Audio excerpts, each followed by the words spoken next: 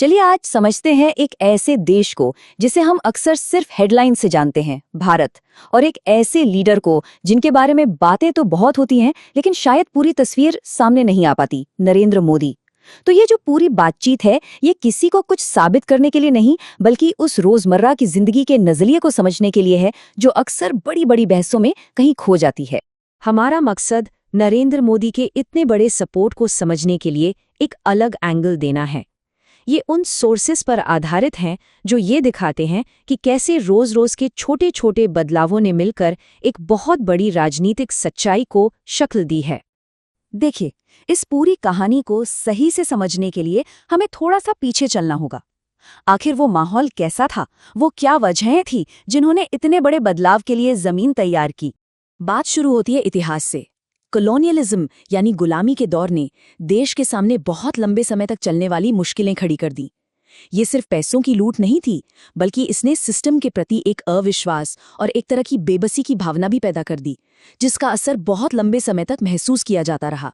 जरा सोच कर देखिए कि एक आम इंसान की जिंदगी कैसी थी। हर छोटे मोटे काम के लिए घूस देनी पड़ती थी। सरकारी दफ्तरों के चक्कर लगाना एक कभी ना खत्म होने वाला काम लगता था, और सरकार की योजनाएं वो तो जमीन पर पहुंचने से पहले ही कागजों में दम तोड़ देती थीं। यही वो माहौल था जहां लोग एक बड़े बदलाव का इंतजार कर रहे थे। और इसी माहौल के बीच देश की राजनीति में एक ऐसे चेहरे की एंट्री होती है जो दिल्ली के ट्रेडिशनल पॉलिटिकल सर्कल से बिल्कुल अलग था। बहुत से भारतीयों के लिए ये बातें बहुत ज्यादा मायने रखती हैं। उनका एक गरीब परिवार से आना, किसी राजनीतिक खानदान से न होना और एक सादा जीवन जीना, ये सब बातें उन्हें एक भरोसेमंद और जमीन से जुड़ा हुआ इंसान बनाती हैं। वो लोगों को अपने में से एक लगते हैं।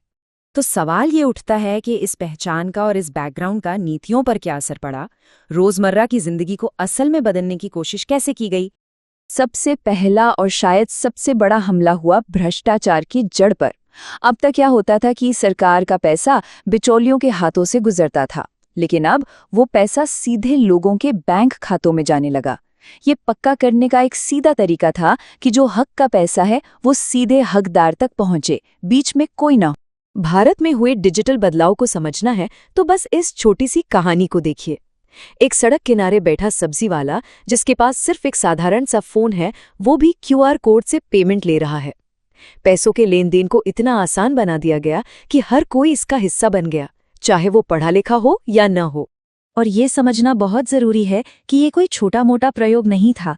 नहीं, ये एक देशव्यापी क्रांति थी। इसका असर इतना बड़ा है कि आज दुनिया भर में होने वाले आधे से ज्यादा डिजिटल मनी ट्रांसफर अकेले भारत में होते हैं।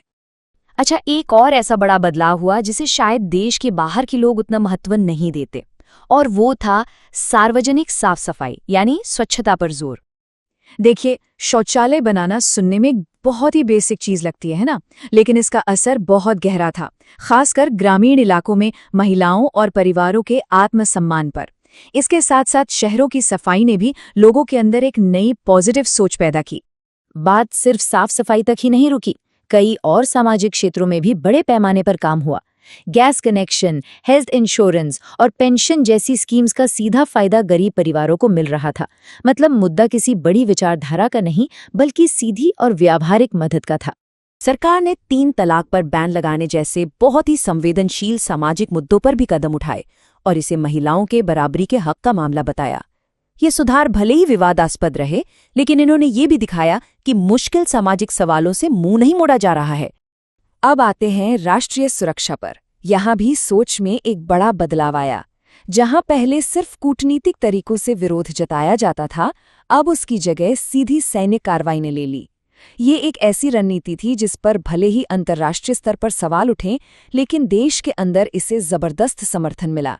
हाँ, लेकिन ऐसा भी नहीं है कि इस बदलाव की कोई आलोचना नहीं हुई। नरेंद्र मोदी एक ऐसे व्यक्ति हैं जिनको लेकर लोगों की राय बहुत बंटी हुई है। और यहीं पर एक बहुत बड़ा और दिलचस्प सवाल खड़ा होता है।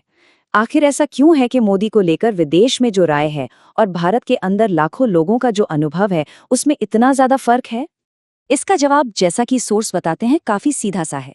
एक आम नागरिक के लिए जो अपनी रोज की जिंदगी जी रहा है, उसके लिए एक शौचालय, एक बैंक अकाउंट या सीधे खाते में आने वाली सब्सिडी, ये चीजें बड़ी बड़ी आइडियोलॉजिकल बहसों से कहीं ज्यादा मायने रखती हैं।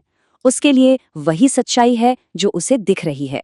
तो कुल मिलाकर जो सबसे बड़ी बात निकल कर आती है वो है एक नए आत्मविश्वास की भावना, एक ऐसी सोच कि दुनिया भारत को लेक्चर ना दे बल्कि उसे बराबरी की नज़र से देखें।